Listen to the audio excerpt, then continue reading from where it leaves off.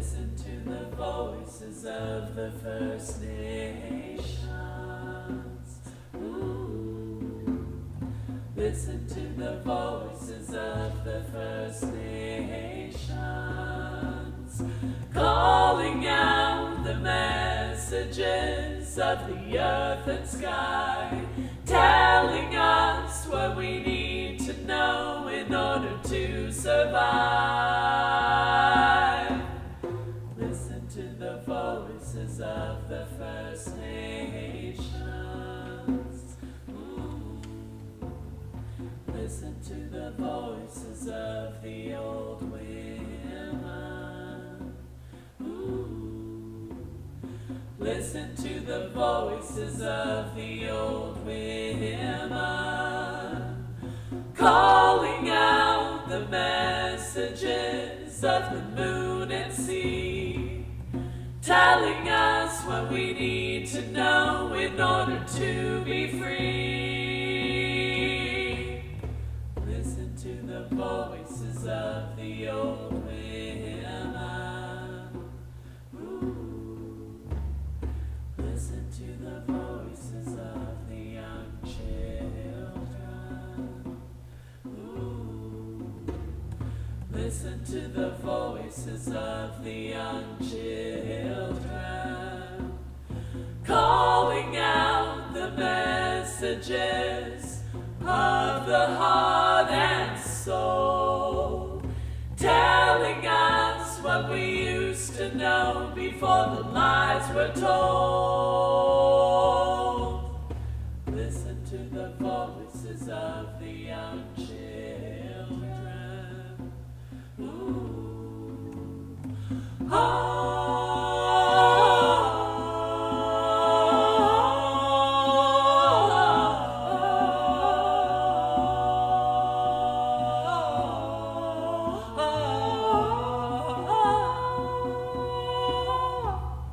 Listen to the voices of the young children.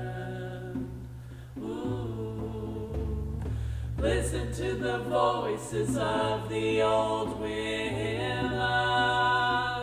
Ooh. Listen to the voices of the First Nations. Listen to the voices of the living.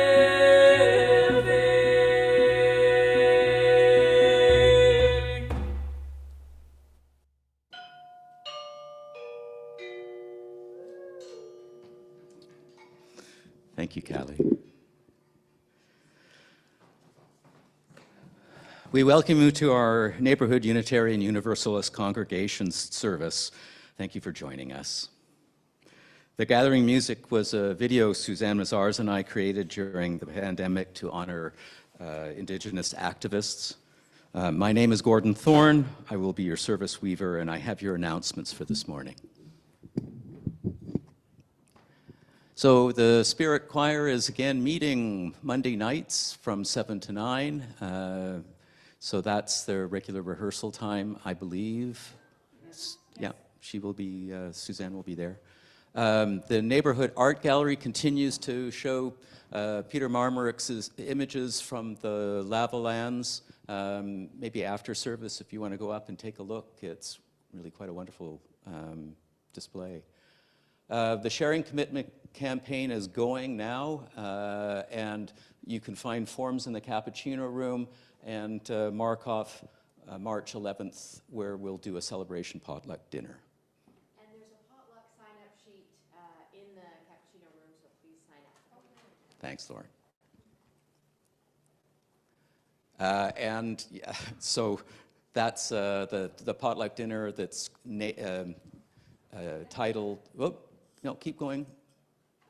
There you go. Dancing Our Way to Ford Spring. So that'll be around 6:30 to 10, and as Lauren said, there's sign-up sheets. The East End Refugee Committee is looking for a new representative from Neighborhood. The EERC is a group of several churches sponsoring and helping refugees settle in Toronto. If you want more information, you can talk to Janet Nanas or Nancy Vanderplatz, who is over there and the co-chair of the C Committee. Games night. We had a good time at the last games night, so we're going to do it all again. Saturday, March 18th, 6 to 10. If you have a board game you'd like to share, bring it along. Also bring a beverage of your choice and snacks. There's probably going to be lots of that there, but if you want something special. It's again hosted by Gord Clee and Gail Renard, and thank you to them for doing that. Announcements, Sunday morning announcements. If you have any announcements like I'm reading now about what's happening in the community, please send them to Hala, our office manager, at office@nuc.ca by Friday, so that we can include them in the Sunday announcements that you're seeing and also the Monday mail out. Talent night. We have this monthly open mic, first Saturday of the month. The next one is March 4th, 7:30 to 9-ish, hosted by MC Allison. So thank you, Allison. All ages and types of performances are welcome. There's everything from singing to stories to all sorts of adventures. Yeah. Magic, oh yeah, we've had magic in the past. And it was more than just the songs.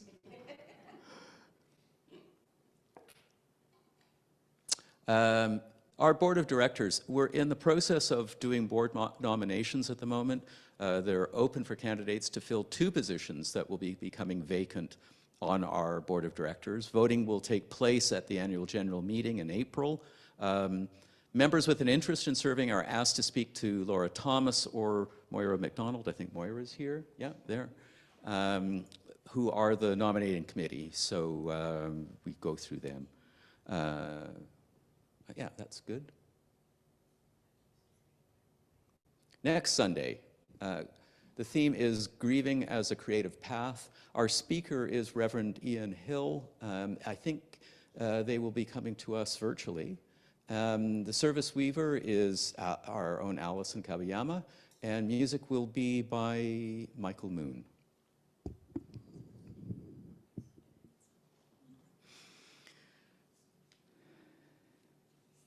And lastly, I want to bring your attention to our wiggle room at the back on the west side there. It's a place where parents with small children with a little excess energy may want to take advantage of. It's filled with toys and games, and there is a speaker in there where you can hear the service but can't be heard. It's available, but it's not required. And our assisted listening devices are available at the sound desk. Reese has them. They're these little devices. It just comes with a receiver and headphones. And you put the headphones on just like that. There's a volume switch there. And you have my dulcet tones going right into your head.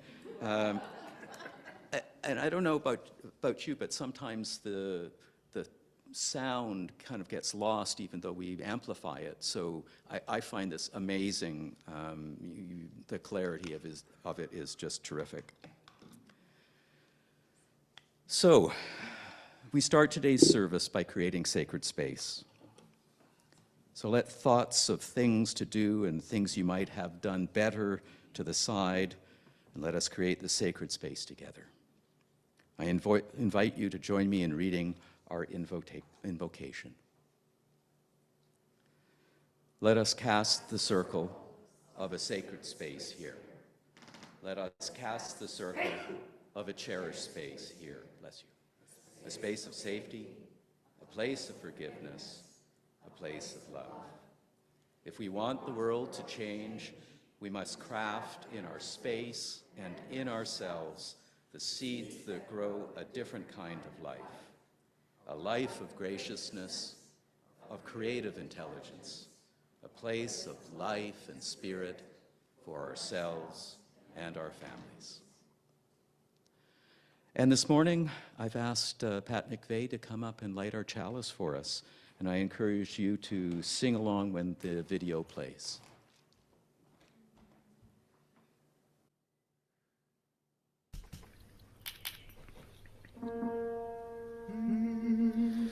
We light this chalice to remember, to light the fire within our own hearts. And our prelude today will be a welcome song from our own Kim Knutson. Kim?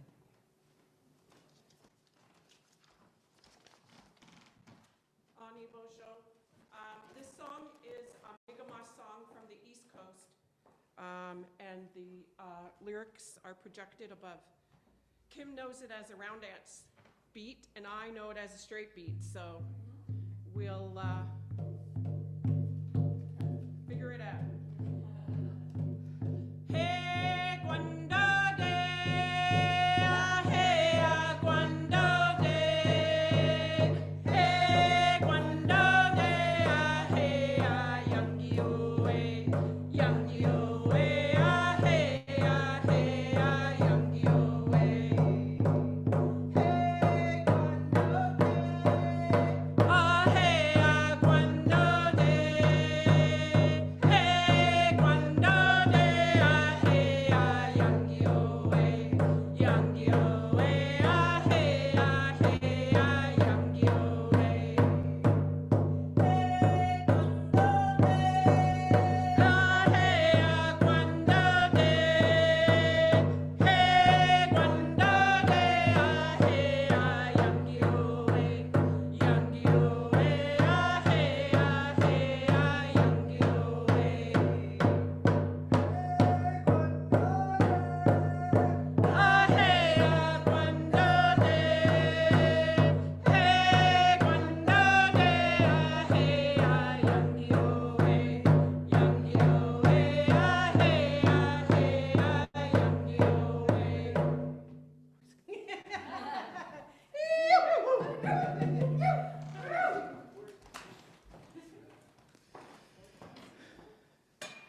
Thank you to Kim and Kim.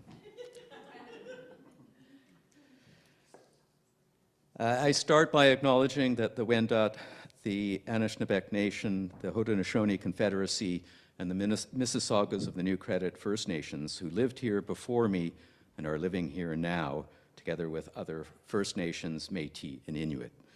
I offer my gratitude to our First Nations for their care for and teachings about our earth and our relations. I will work to honor those teachings. Good morning and welcome. Good morning. Just a note to the Zoomers, we had some camera problems which we haven't figured out today, so there's a single wide shot for the entire service, and we'll just have to fill that wide shot with our own energies. I think it'll be fine. Zariah Getchell facilitates our Sunday Child Caregiver program. Our music director is Suzanne Mazars. She's taking the next 2 Sundays off for some well-earned rest. In her place, we have a special treat. We are joined by our own Kim Knutson, offering drumming and songs, and returning as a special guest is Kim Wheatley, who will offer our Time for All Ages, as well as a meditation and today's message. We are asking her to do a lot today. You may have noticed we are open to many beliefs and learn from many traditions. We welcome all people to our spiritual community. If you are visiting us in person for the first time, we welcome you and encourage you to stay after service for coffee and conversation, where you may learn some more about our faith and our congregation. Our services vary greatly from week to week, so we encourage you to sample several to get a better feel for who we are. Our mission at Neighborhood is to empower spiritual growth and shared action for the care of the world. Our theme for February is resilience, learning to bend and not break. This being Black History Month, we have dug deep into themes of racism and faith communities. This week, we turn our attention to Indigenous peoples. The legacy of residential schools is only now teaching us the harm Christianity and government policies have done to Indigenous peoples. But it also speaks to their continuing resilience in the face of this. Our theme today is reclaiming matriarchal roles and the relationship to Indigenous cosmology. It's a lot to unpack, and as the gender I am, I'm leaving the bulk of it to Kim to take us through that door of understanding. I will offer this, though. Consider the Christian Lord's Prayer, Our Father who art in heaven.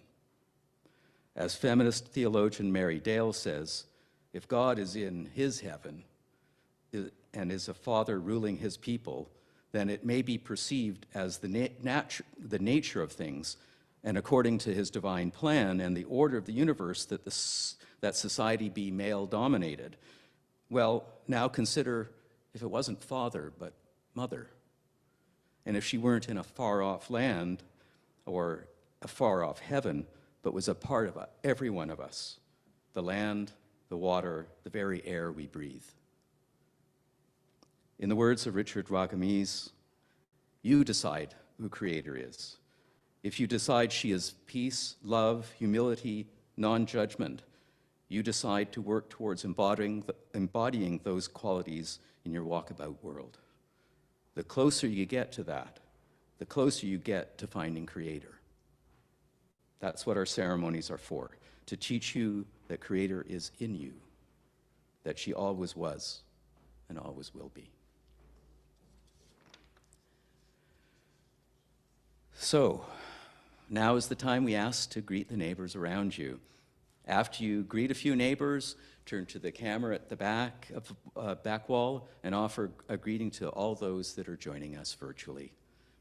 Callie will sound a chime to end, so now take a moment to greet the neighbors around you. Morning, everyone.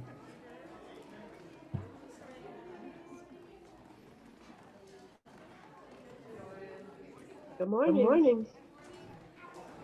Hi, Daydream. Hey. Doug, Reese, Sarah, Susan, hi, Veronica. Hi, Dee. Hello. Dina, Phil and Brenda. Oh, there we are. There's everybody. Yeah. So nice to have you back where you belong. Please have a seat. Mm-hmm.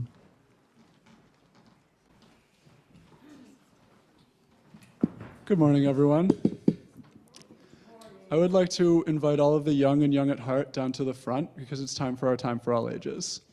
And before we get started for our Time for All Ages, I wanted to thank Grandmother Kim, who's come today to talk to us about Indigenous cosmology and matriarchal roles. And rather than me trying to explain what all of that means, Grandmother Kim has agreed to teach us a song for our Time for All Ages today. So thank you, Grandmother.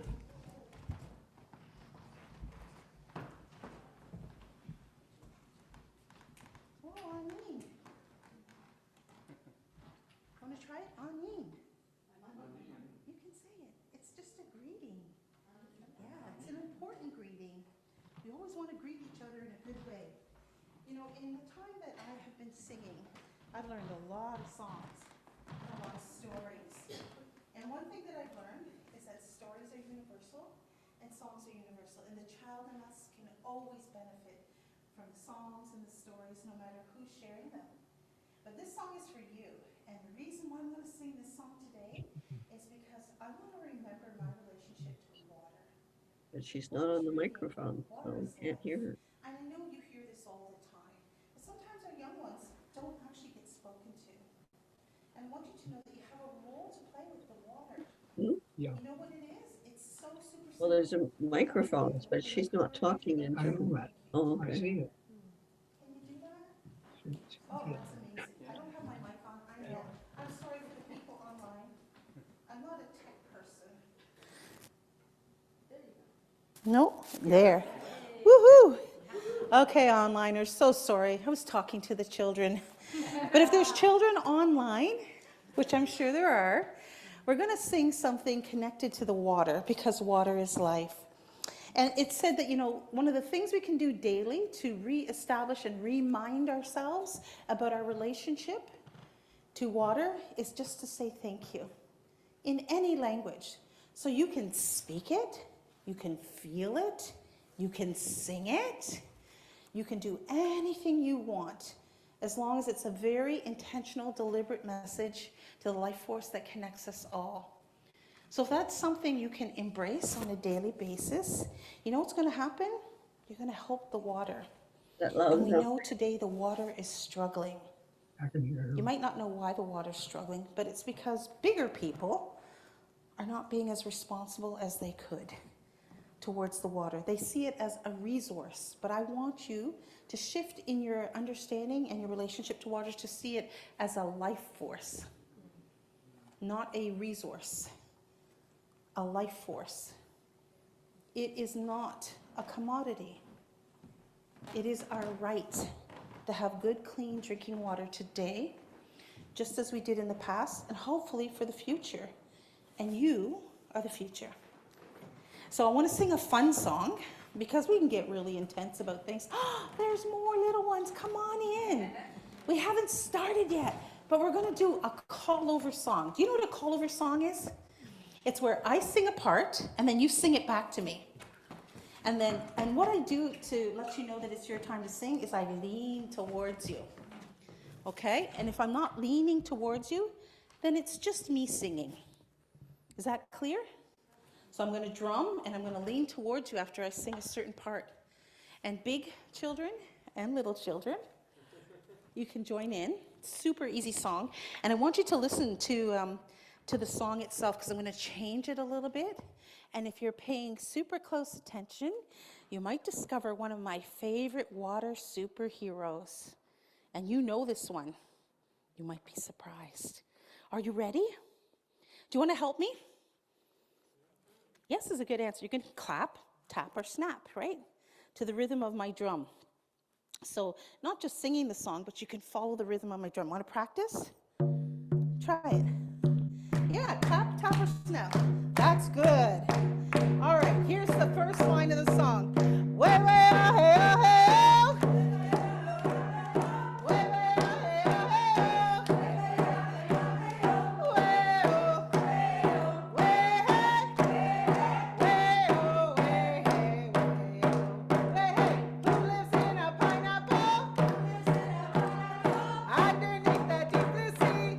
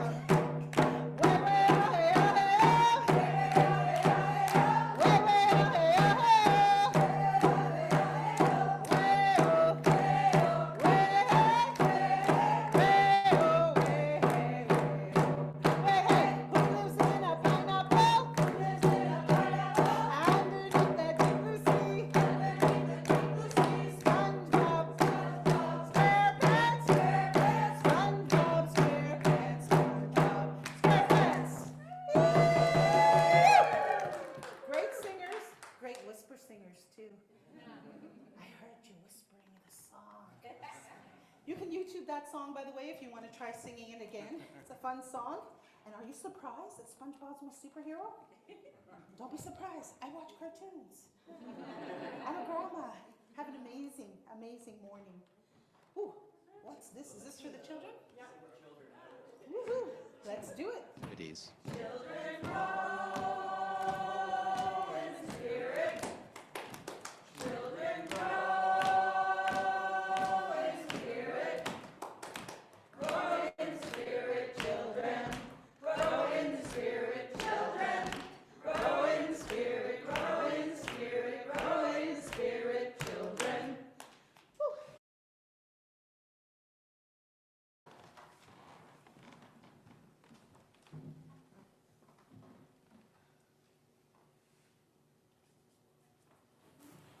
Okay. I love the candle lighting process. It's such a beautiful way to feel connected with the seen and the unseen. And as I lead you in meditation this morning, both online and in person, that's very helpful. I'm going to ask you to take a nice deep breath in, like a big belly breath. Even online there, you Zoomers, breathe right into your belly, and I want you to hold it. We don't do enough deep breathing anymore. And then I want you to push it out your mouth. And I'm going to ask you to do that again. Nice deep belly breath in, and push it out of your mouth. And then I'm going to ask you to do that again, and this time close your eyes. And feel where that breath is going as you push it down into your belly. Feel where that air's sitting, and then push it out of your mouth. And now I encourage you to just breathe deep, because I'm going to take you on a little journey. I'm going to encourage you to, in your mind's eye, think of a woman who was very important in your life. Picture her face. Picture her hair. Picture a very typical outfit that she would have been wearing. Feel the connection that you have to her. What did it feel like? What does it sound like? How does it make you feel? And where are you feeling it? Is it your head? Is it your belly? Is it around your shoulders because of an embrace? Is it in your hands because she used to hold your hand? Is it the food that she would so lovingly cook for you? Think about the way that you experienced love from this woman.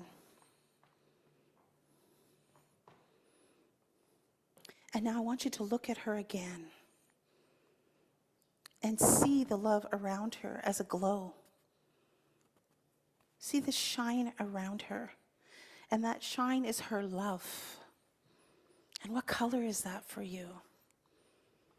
You have lots of colors to picture. What color is that love? And as you see the color of the love, I want you to see in her heart space this really deep shine that's starting to reach out of her chest.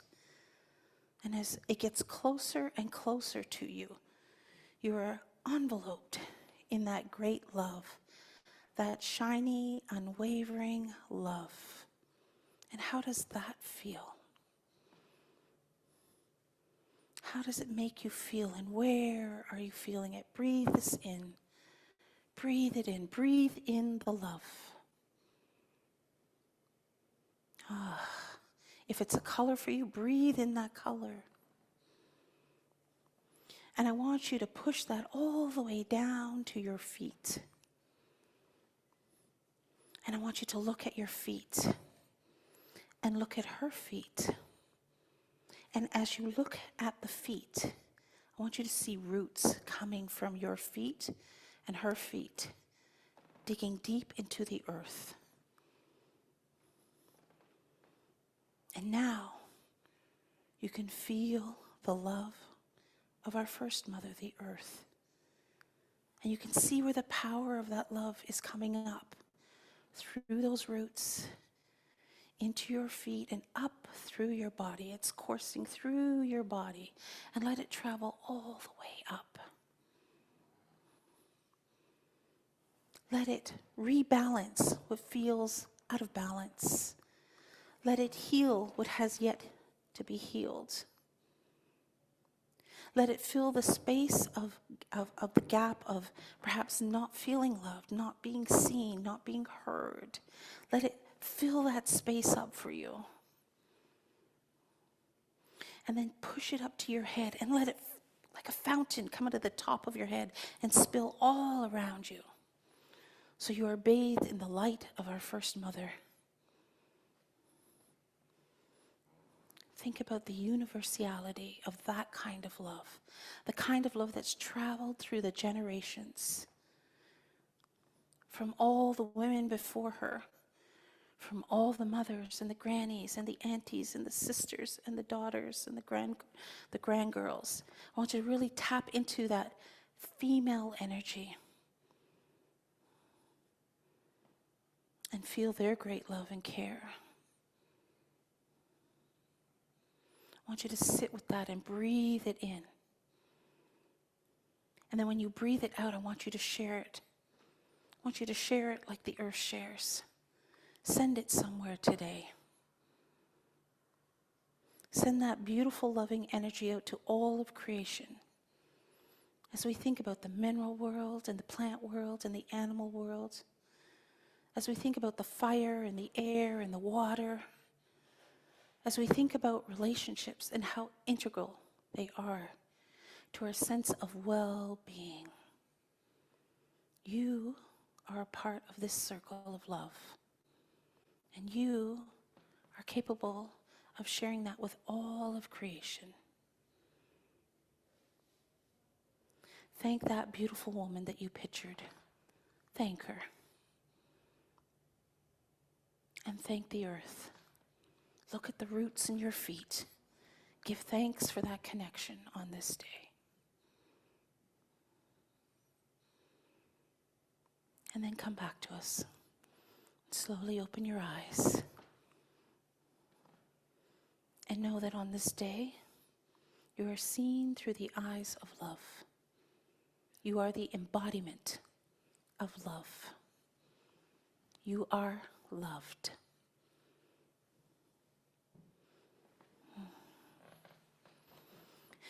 I hope that was good for you, Zoomers, as well. You know, making room to get ready to receive in a good way with a good heart and a good mind requires a certain amount of intentionality. And I don't know who you pictured, but as I thought about this meditation in preparation for it, because I had to prepare for it, because who I pictured made me want to cry. I miss her. I love her. So I hope that whoever you pictured had that same effect for you.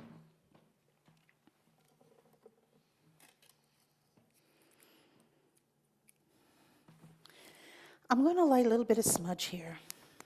One, to get my composure back, because I don't want to sound all, wonky with my little tear-laden voice here. But that exercise that I took you through, that is an opportunity for you on a daily basis to embrace. Visioning our connections is very powerful. It's very healing. And when we kind of embrace it through our memories, it's our opportunity to feel connected, to really embrace the opportunity that we are eternal beings, that there is meaning in our life, and there is a place of belonging for each and every one of us. We live in a world that doesn't allow us to always feel that, to be that, and to be in the presence of that. And we come together on a day like today, and I'm speaking to the choir here, right? We're literally very kind and present with each other. We make eye contact. We hug each other, touch each other as we're comfortable. We sing together, that universal language. And we get creation's attention. We have an opportunity to remind ourselves about our place in relation to the world around us. The one that doesn't have a voice like us, the one that doesn't sing like us. We have a moment to remember that surrounding every moment that we are awake, and indeed every moment that we are asleep, that we're connected. We have spiritual helpers and family members who walk with us every single day. This is a teaching. This is a belief system that we, as Indigenous people, believe.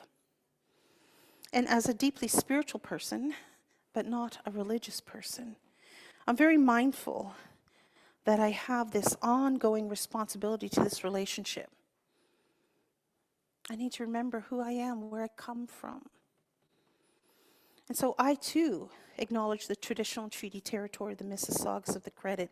I too am thinking about the responsibilities that that community holds spiritually. Every building in this great city of Toronto holds the bones of our ancestors. We have been here for thousands and thousands and thousands of years. In our teachings, over 60,000 years. Now, all the ologies, the archaeology and the geology and all the ologies, they have yet to catch up with that truth. But it is a truth. We've been here a long time. Right around the Great Lakes is all Anishinaabe territory. Anishinaabe translates to the good being. It's one of 7 translations, possible translations. One of 7. So when I think about this and I think about how powerful that is and how long we've been here, of course, every building would be made from the bones of our ancestors. That's where we go. When our life walk is done, we get an earth blanket. And in this life walk, we are given some responsibilities. We're given some encouragements to remember these connections, not just to our ancestors, but to our extended relatives. Our extended relatives reside in the mineral world. All of the sands, the soils, the clays, the gravels, the rocks, the stones, the mountains are our relatives. Now, you might not have thought of them like that, but you know what we call them? Out of respect, because they are so ancient, we call them grandmothers and grandfathers. Grandmothers and grandfathers. It's not to genderize them. It's to recognize that there is a balance of energies that exists across all realms in creation. And we know that they are memory keepers. They have a forever memory like water. And they are powerful, animate beings. And if you haven't ever thought of them like that, go to a rock shop and start picking up different stones and close your eyes.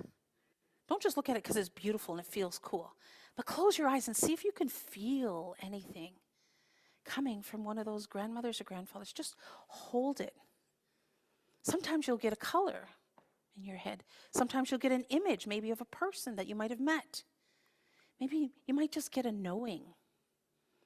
That is that beautiful grandmother or grandfather communicating with you, opening the door of relationship, encouraging you to get to know a part of creation that we walk on every single day, that we build our homes from every single day, that we used to use traditionally to heat up and cook our food. They're very, very much active in our lives. And in our language, almost everything is animate. Our language is a verb-based language. So when I think about this and I think about my relationship to language and to why I'm going to offer, a prayer, some words to acknowledge their existence, this is a good way to remember it for me. And then When we think about all of the grasses, the shrubs, the trees, the bushes, the hardwoods, the softwoods, the berries, the hanging fruits, again, sentient beings. Watch a time lapse of a flower, and it will follow the movement of the sun. It literally moves. Plants can move. That's what seeds are. The wind carries them, and boom, you got a plant growing there. You didn't plant. How did that get there? The plants are always sharing. And they too have that male and female energy. It's how they reproduce. And then we think about the third order of creation, our elder brothers and sisters, the swimmers, the crawlers, the flyers, the two-leggeds, the four-leggeds, those that live up in the sky world and those that live beneath the earth. Well, these beings are companions in our food source. They're very powerful. And they too have that male and female energy. It's how they reproduce.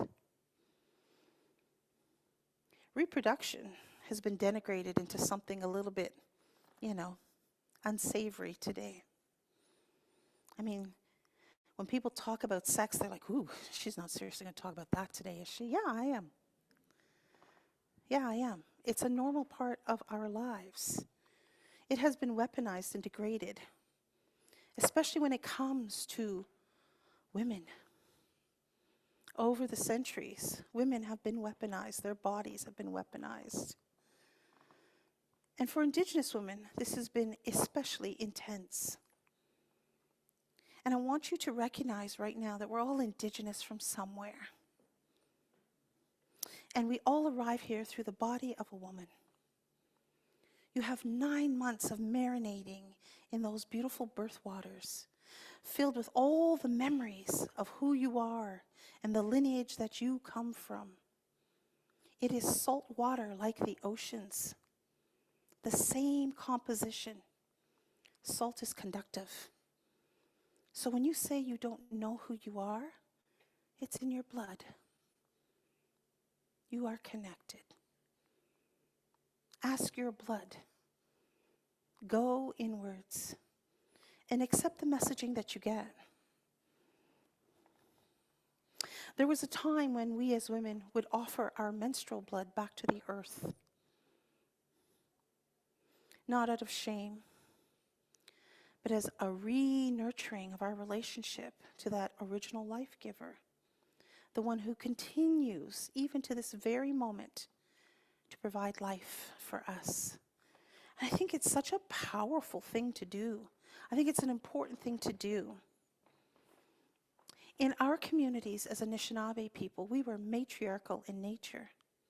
Indeed, many, many Indigenous nations across the earth were matriarchal in their kind of setup, in their rooting, and it makes sense. We are life givers. In my language, we call ourselves Kwe. Kwe is often translated as woman, but it actually means life giver. Isn't this beautiful? Because that's what we are, like the earth. We are microcosms of the macrocosm. And so I stand here today as Shkodeniganwa Waskonen, head or leader of the fire flower, firstborn daughter of Piko Mekwe, thunder coming in the distance.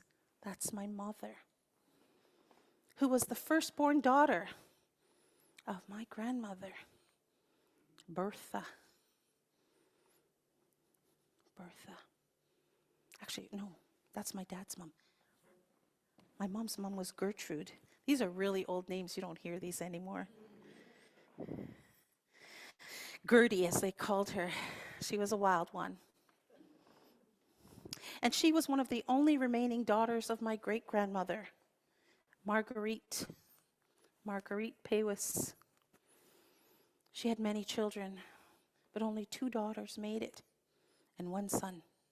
When I say many, she had 17 children. And then she, I believe, was the firstborn daughter of her mother. I don't know her first name, but I know her last name was Sylvester. And that's as far back as I can go in naming, on my matrilineal side, the women whose memories and gifts run through my veins and help shape who I am and help me speak the words that need to be spoken on a daily basis in a good way to those that came before us, to those that are here now, and to those that will come after us, because you're always bringing it full circle. It's important. It's important to remember that. And these women, in those 5 generations I just named, went through many hardships, not of their choice, not of their choice. My great-great-grandma would have been born in the mid-1800s. My great-grandma was born in the late 1800s. My grandmother was born in the early 1900s. My mom was born in the mid-1900s.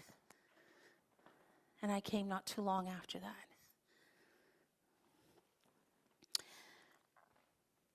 Thinking about the struggles that I have endured, a lot of them are based on the silencing and invisibility of a woman's voice. My body has been weaponized by those who are not women in many instances. And I know that that happened to my mother and my grandmother, my great-grandmother, and my great-great-grandmother. The cycle of abuse seems to keep traveling down. Now, I'm a mother too. I have 3 daughters, and I have 5 grandchildren, 3 of which are girls. And I'm hoping the scenario for them will be a little bit different. But unfortunately for my daughters, it wasn't. And a lot of people focus on the negativity of Indigenous women and the struggles that we have had to endure. And I get it.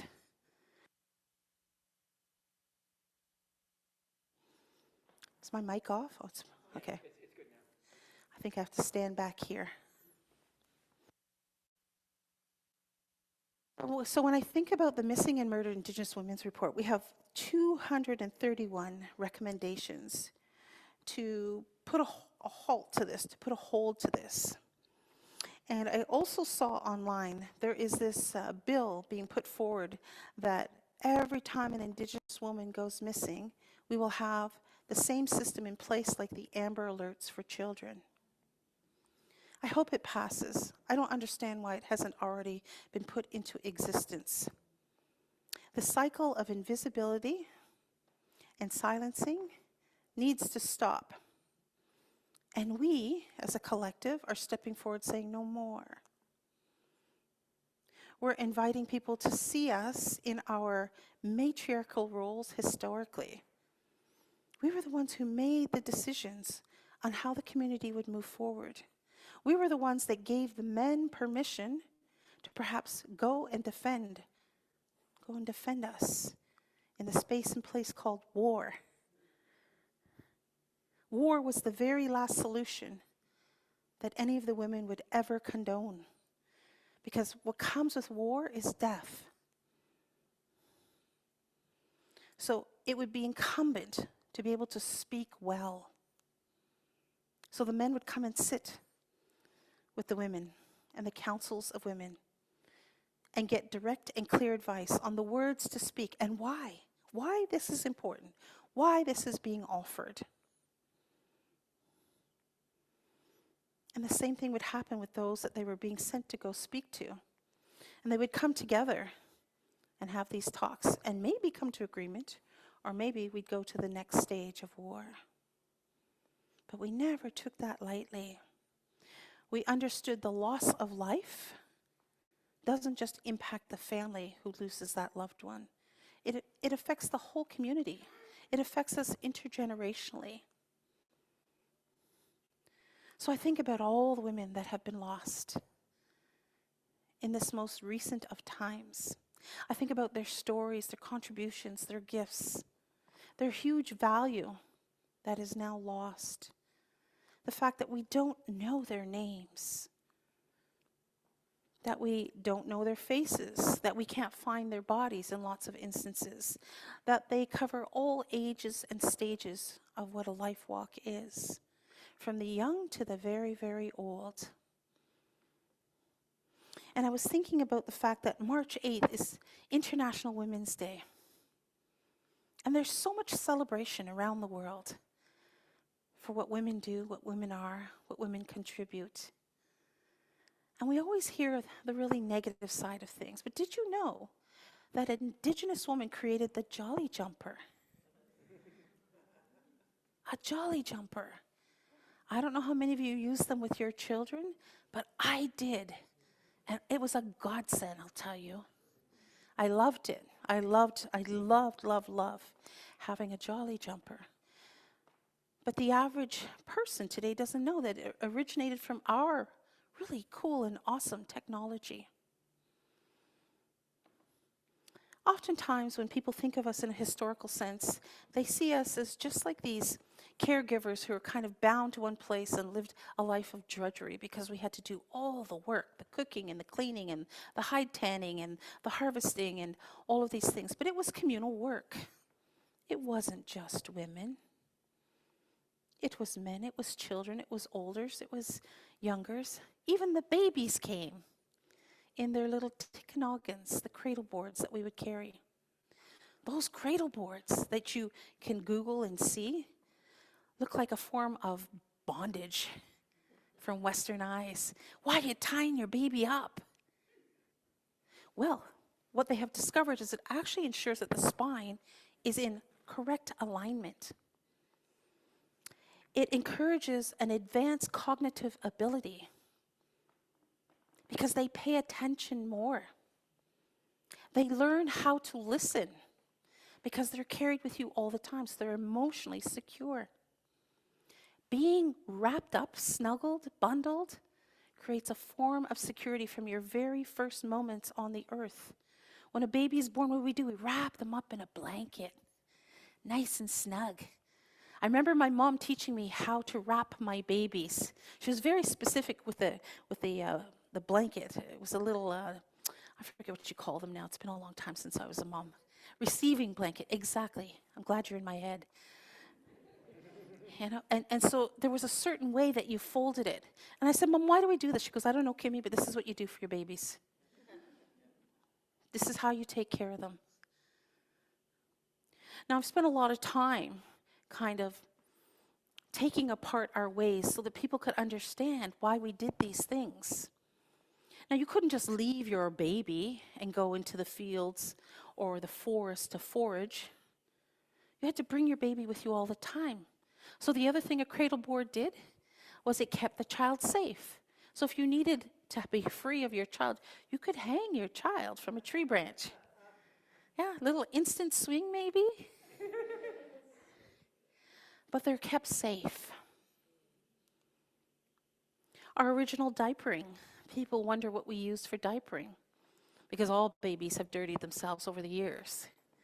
It was moss, dried moss.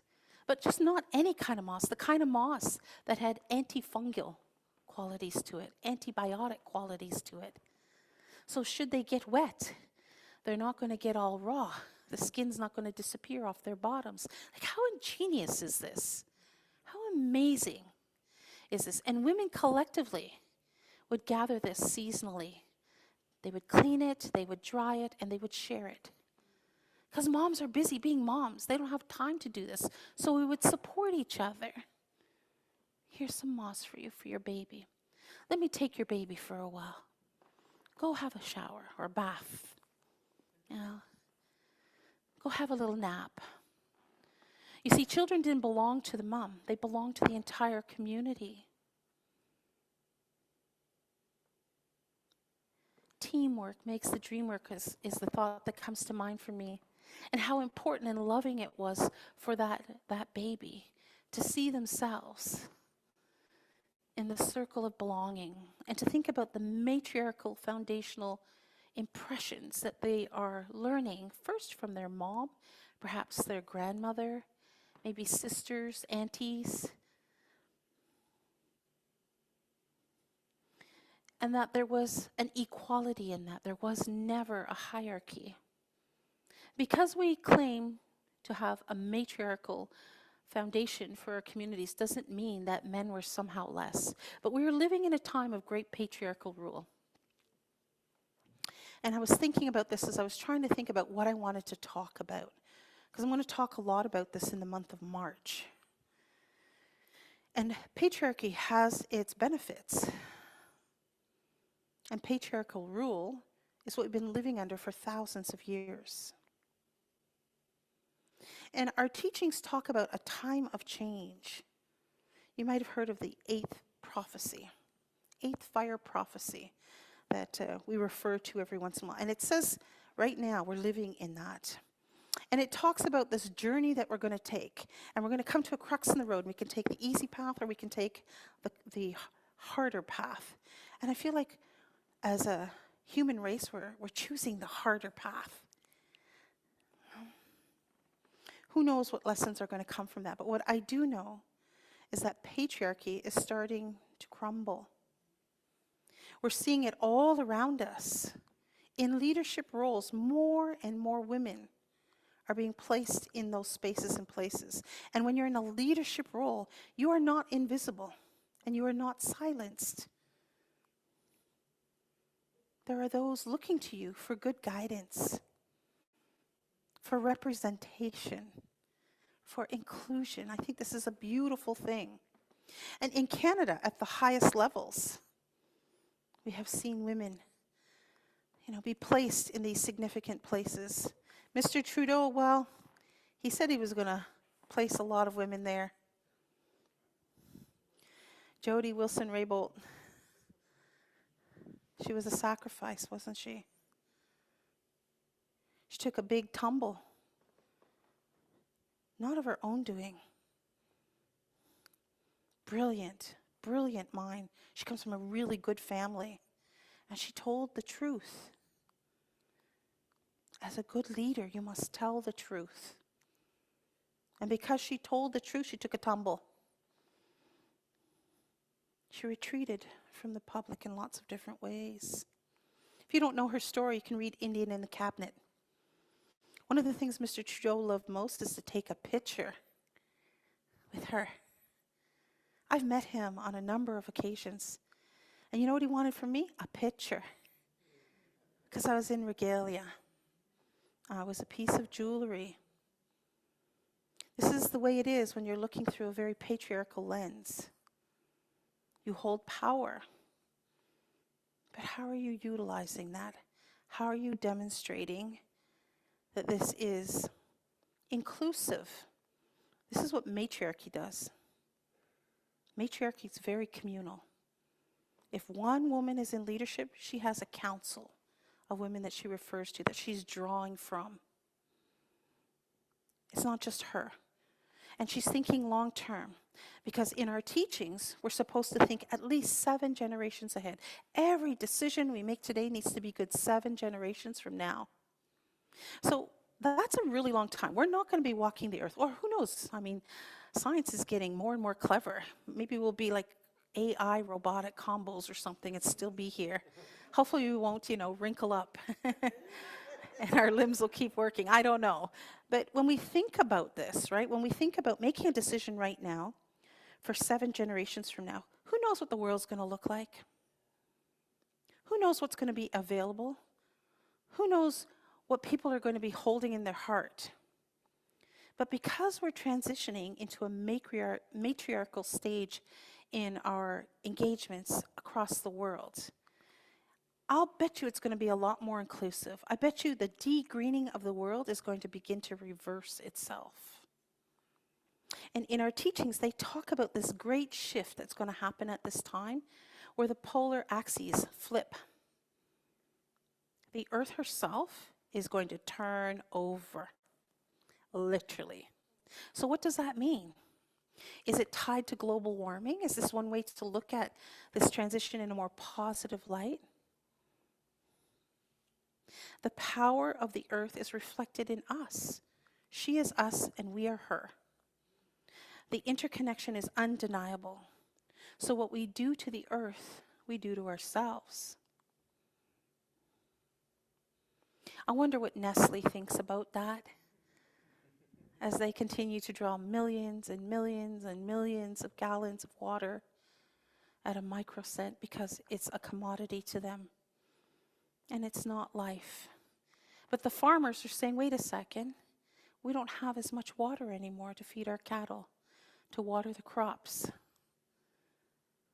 So you're supposed to go buy it in a bottle and then pour it out? I'm not sure.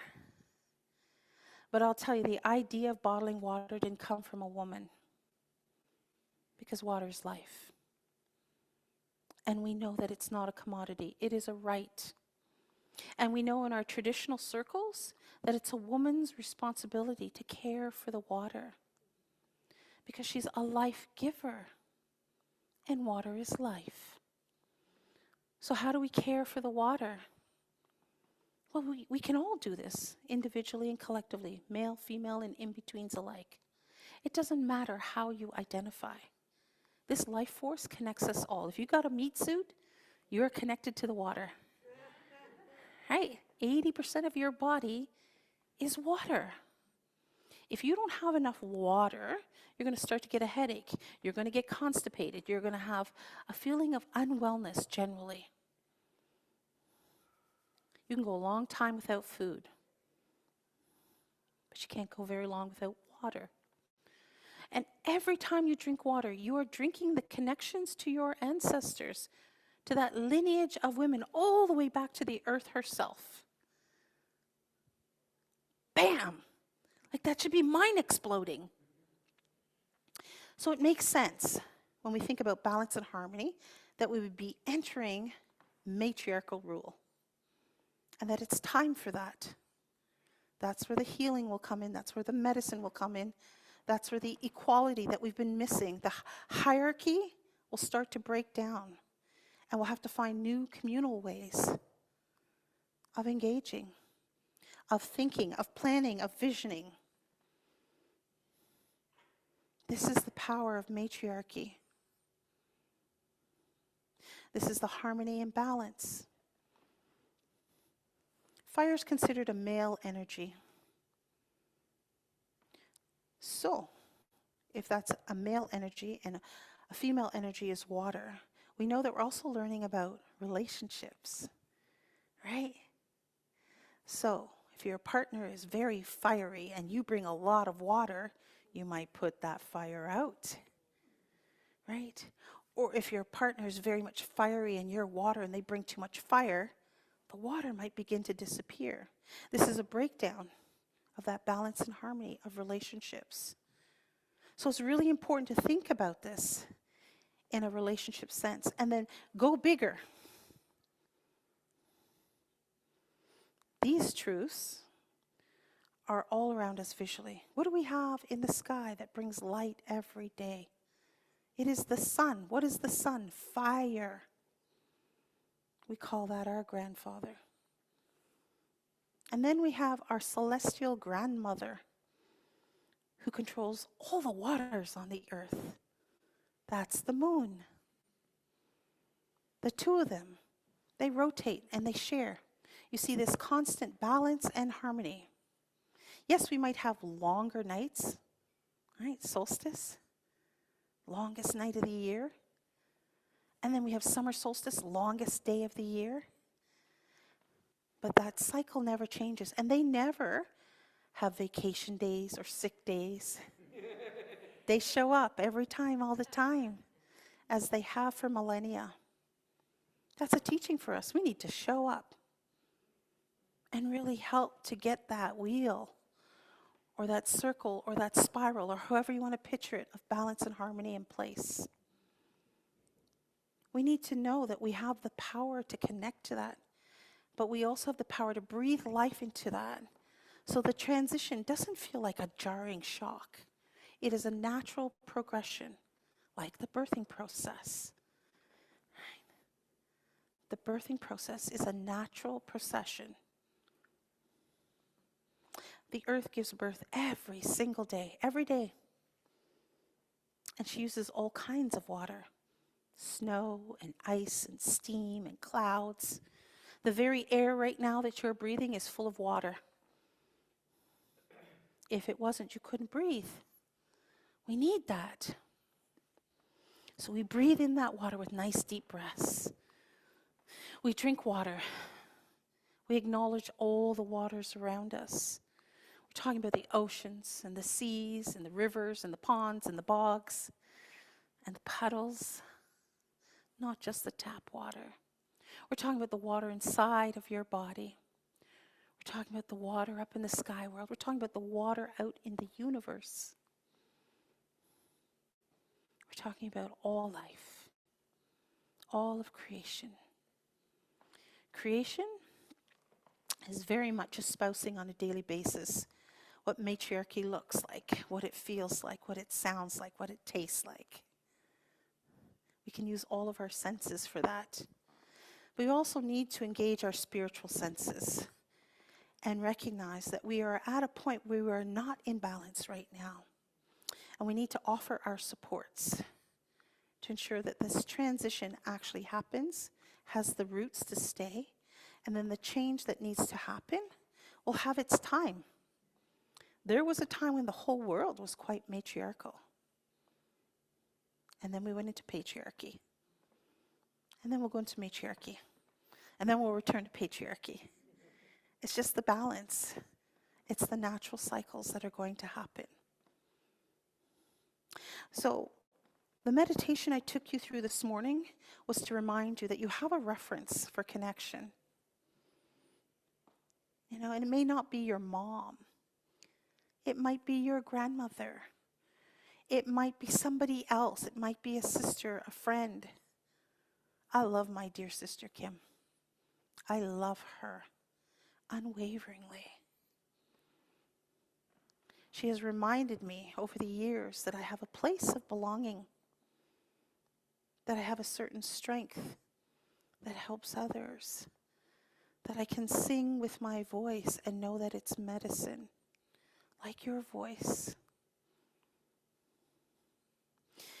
That power, that connection, that relationship is a challenge to each and every one of you. If you don't have a circle of women or those that identify as women around you, start working at that.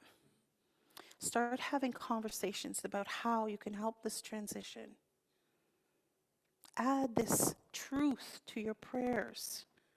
Intent travels ahead of physical action, so what you intend is what you will meet. And it's time to be very intentional. There's power in that. Do not accept the rosy glasses that are being offered right now. Think freely. You are sovereign. You are a sovereign spirit here. And your greatest power, the thing that differentiates you from the first 3 orders of creation, is free will. A tree can only ever be a tree. Now, it's not only a tree. It's a powerful, sentient, standing being. But humans, we have free will. And it's powerful. It can change the entire direction of a human's life, or a community's life, or a nation's life, or the world's life. And in my observation, I don't know if we've been using our free will enough in the best way possible. I see a lot of weaponizing of free will, those that have and those that don't. And it's not that the entire world is going to be equal. We live in a system that really supports the disparity in equality. And we know this doesn't feel good and it's not right.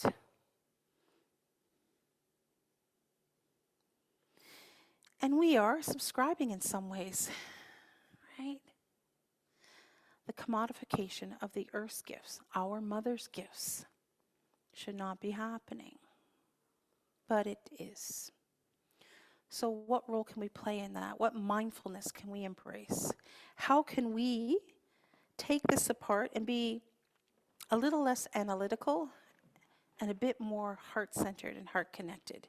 And why I say that is, when you are analytical, you're in your head. And in your head is ego and judgment. But when you are in your heart space, it is more open and inclusive.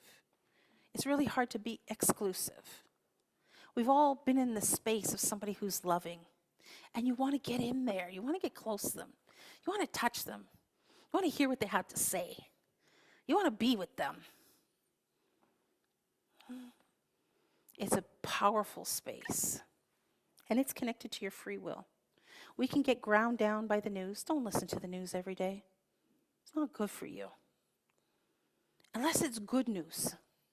And there's so little of it in the mainstream public offerings. It's kind of gross, actually. Makes you so fearful and saddened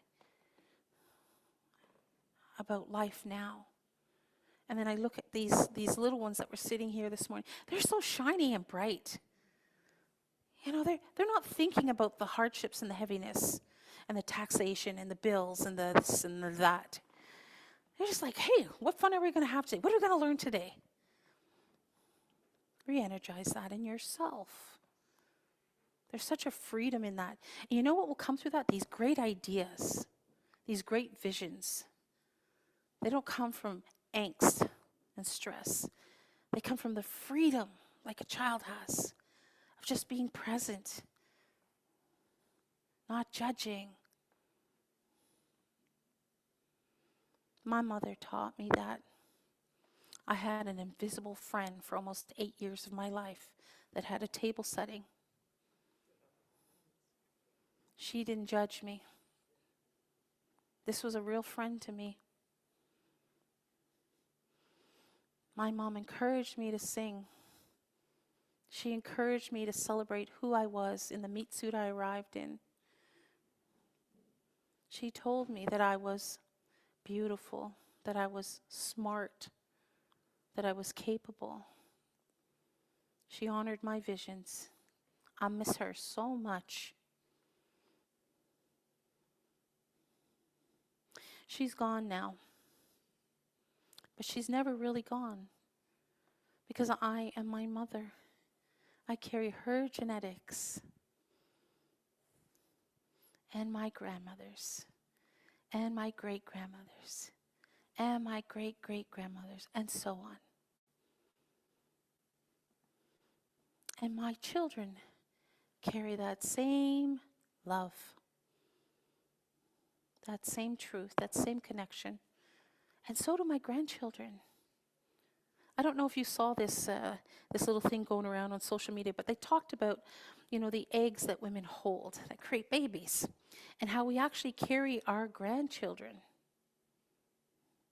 I was like mind blown. I was like, what? How does this work? I'm not really good at biology, but I was like, oh, I don't know if this is true. And then they broke it down. I was like, oh, wow, this is so cool. We spend so much time not liking our meat suits. We're not tall enough. We're not slim enough. We're not big enough. We're not this enough. You are enough. The earth makes no mistakes. You were born whole and complete, perfect as you are. And I want you to know on this day, I see you and I recognize you. And I invite the men and those that identify as men to see us as well. To recognize us, to embrace us, to include us,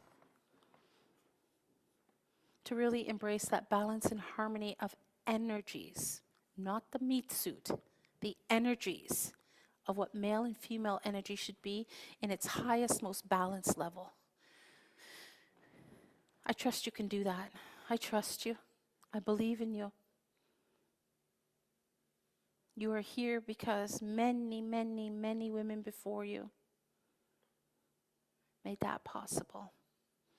So as we get close to International Women's Day, I'm going to celebrate all the women that I come from, all the women who have influenced me in my life walk, all the women who walk beside me as friends and as teachers and mentors, my beautiful daughters, my granddaughters. And I know that they're going to raise good men who will hold the same value and understanding. And if you feel like you're not one of those, you are. You just need to breathe more life into it. I think those are the words I'm going to speak today. I think those are enough.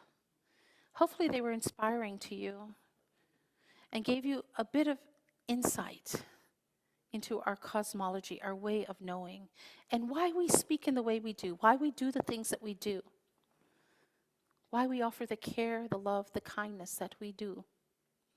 We have these values and morals that have been genderized, and you will know them as the 7 grandfather teachings. But who's your first teacher? It's your mother in the womb.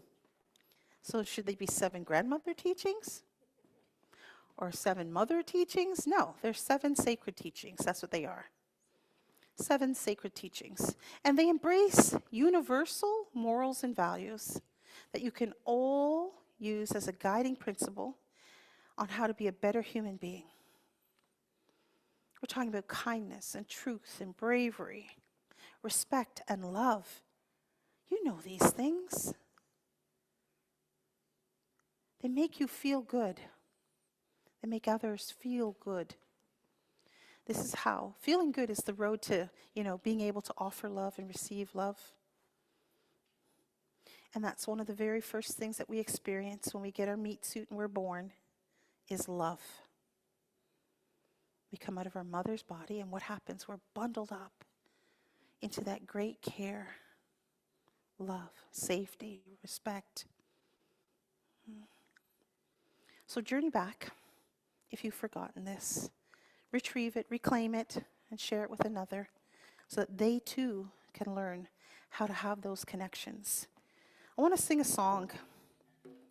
I always want to sing.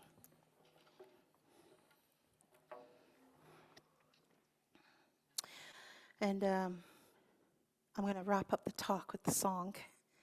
I was given 10 minutes, but I'm very aware that I talked more than 10 minutes. And I have to go to another event, so I need to close off the tap here. But I'm wearing something distinct today. I'm wearing a ribbon skirt. And these ribbon skirts or dresses are symbolic of honoring the space of being able to provide life. It is a sacredness. It is gathering up the energies that are constantly flowing from our first mother, the earth, and having that circle around us, and respecting the fact that even if we haven't given life, that we have the capacity to do so. This skirt also represents the connection I was talking about for missing and murdered Indigenous women. And it's deliberate. We need to dismantle this so it's no longer a truth and a reality for us. As Indigenous women in this country, we're still the most at risk, and we only make up 5% of the population.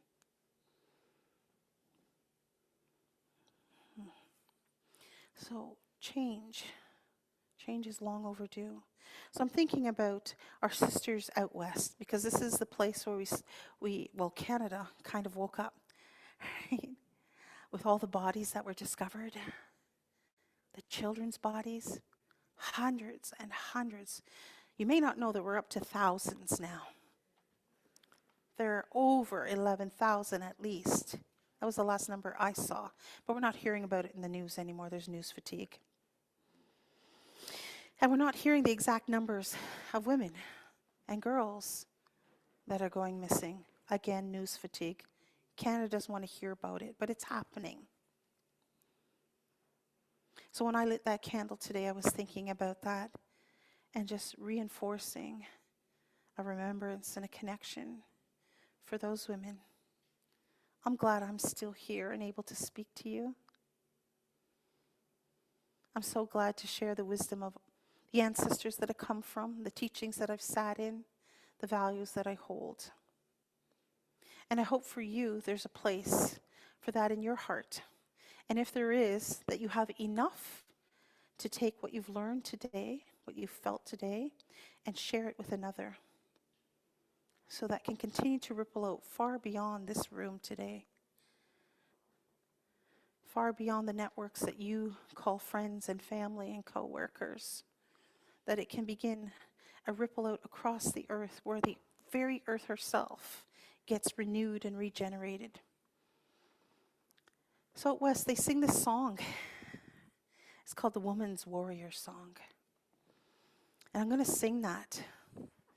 And as I sing that song, I'm going to invite you, where you are now, to send out any words that are missing in this dialogue, this conversation, this share.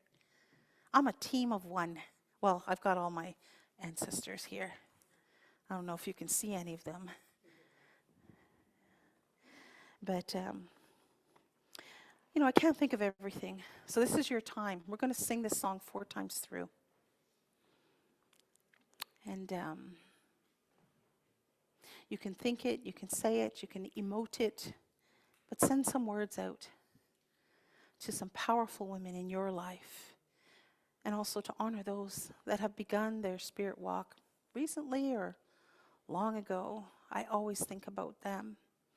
And also for those that will come long after us, so that we can have this beautiful space and place of belonging, healing, and love.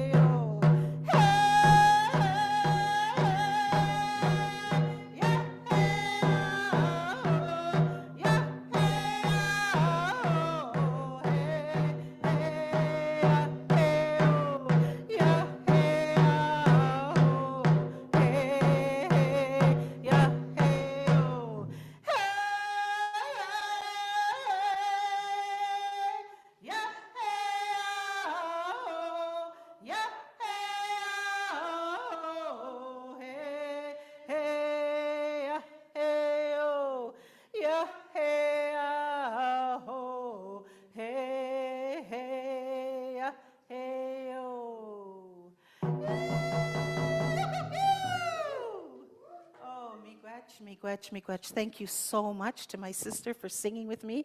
She doesn't actually know that song that great, but she bravely got up and sang with me, and I so appreciate that. I also heard some of you in the audience singing. Fills my heart. I hope the song was long enough for you to add your voice so that creation can know on this day, not only have you received the gift of what I've shared, but you're giving back. There are no voids in the universe. So when we give something, we always receive something. I hope what you receive is what you intended. Thank you so much for having me. Oops.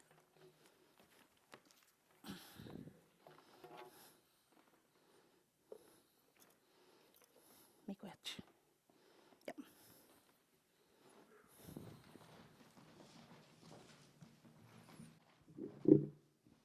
Thank you, Kim. Now is the time for our offertory. Sharing of ourselves is part of every faith. Volunteer efforts are essential, but our staff and guest honorariums are paid and programs created by your contributions. In fact, in a moment, I will ask Pat McFay to come up and speak about her sharing commitment, while the greeters will be passing the baskets. If you're online, please use the link displayed on the screen, which leads you to our donation page on our website. In all ways, I ask you to be generous. Pat, would you like to speak?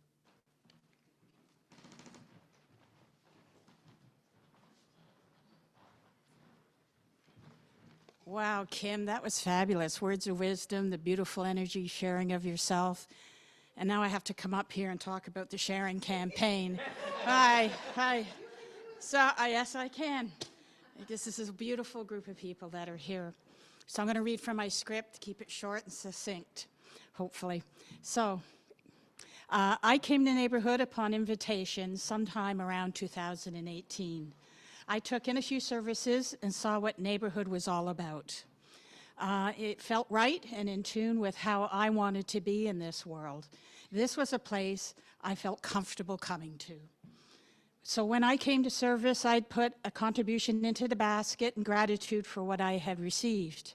There is no other spiritual community I would want to be part of. And I realized that I'd want to see this community here, not just next week or month, but year after year. That is when I decided to set up an automatic deposit, a PAD, so that even when I was not here, I would be helping to support the financial needs of this spiritual organization and their monetary obligations. More recently, as we moved into our new building, I found myself helping by giving of my time, which is also of value and appreciated. We are a family of unique individuals, and although we are not running at full capacity yet, we are taking the steps necessary to get there as best we can through this transition period, which has certainly had some challenges along the way. If we think back on our own personal journeys, I am sure we can recall times when life was challenging and we had to rise up and take it on as best we could. This is true of Neighborhood, a congregation of people who have benefited along the way from our previous long-term minister and our 7, now 8 principals. I believe we have what it takes to carry on for each other until our next spiritual leader is found. We will go forward with our principles in hand and take strength from our fellow congregants on our continuing spiritual journeys. So please fill in your sharing commitment form if you haven't already done so, even if just renewing your previous commitment. Envelopes and forms are available on the table just outside the kitchen area. And thank you for listening.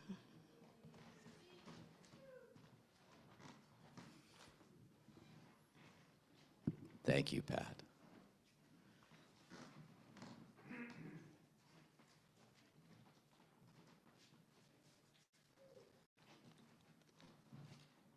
If you have found love and acceptance here, if you have found home here, if you have known kindred spirits here, let this offering be a token of gratitude for our common life as we build the common good.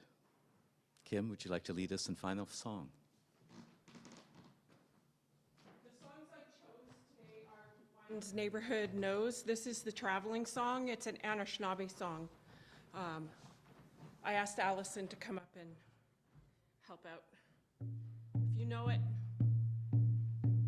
we'll go around. Just raise your hand when I look at you, because you can help out. You can stand if you're able. Way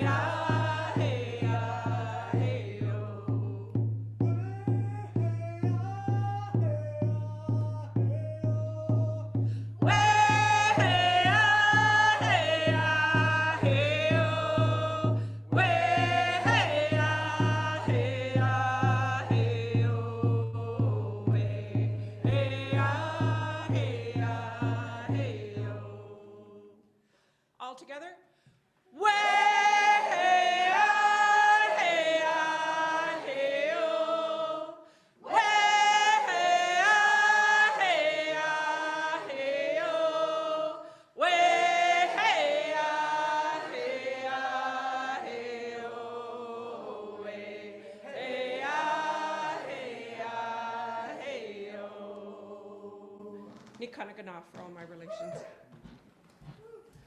Thank you. We have a tradition of forming a circle and holding hands to end our service, and I encourage you to do that now. You can take your neighbor's hand or touch their shoulder or touch elbows, connecting physically as we have spiritually. Today's breakout room topic is how can Indigenous cosmology help us with resilience? Today, I will leave you with the blessing I have adapted from Mary Sarton. May Creator help us as we learn from the injustices of the past and seek to see the world through new eyes. Help us to be always hopeful gardeners of the Spirit, who know that without darkness, nothing comes to birth, as without light, nothing flowers. Blessed be. Our service is ended. Go in peace.